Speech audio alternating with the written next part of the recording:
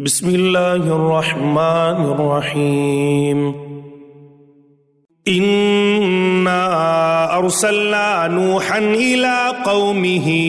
أن أنذر قومك من قبل أن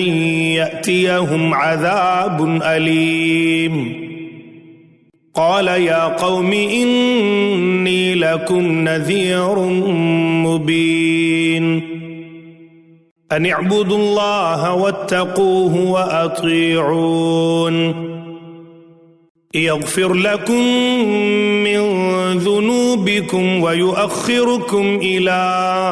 أجل مسمى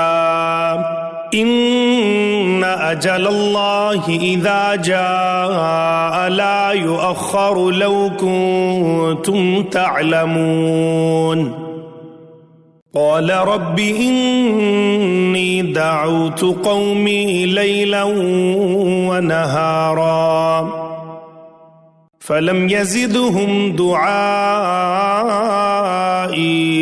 إلا فرارا وإني كلما دعوتهم لتغفر لهم جعلوا أصابعهم في آذانهم واستغشوا ثيابهم وأصروا واستكبروا استكبارا ثم إني دعوتهم جهارا ثم إني أعلنت لهم وأسررت لهم إسرارا فقلت استغفروا ربكم إنه كان غفارا يرسل السماء عليكم مدرارا ويمددكم بأموال وبنين ويجعل لكم جنات ويجعل لكم أنهارا ما لكم لا ترجون لله وقارا وقد خلقكم أطوارا ألم تروا كيف خلق الله 7 سماوات طباقا وجعل القمر فيهن نورا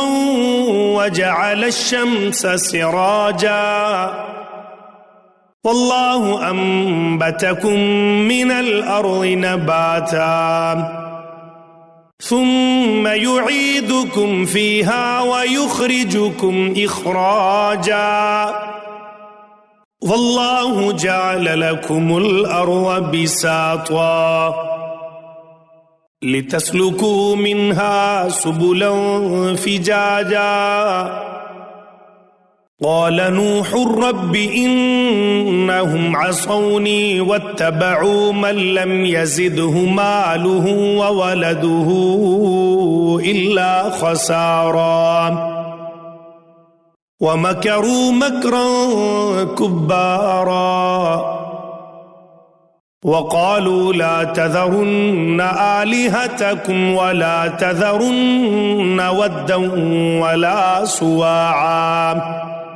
ولا يغوث ويعوق ونسرا وقد أضلوا كثيرا ولا تزد الظالمين إلا ضلالا مما خطيئاتهم أغرقوا فأدخلوا نارا فلم يجدوا لهم من دون الله أنصارا وقال نوح رب لا تذر على الأرض من الكافرين ديارا إنك إن تذرهم يضلوا عبادك ولا يلدوا إلا فاجرا كفارا رب اغفر لي ولوالدي ولمن دخل بيتي مؤمنا وللمؤمنين والمؤمنات ولا تزد الظالمين إلا تبارا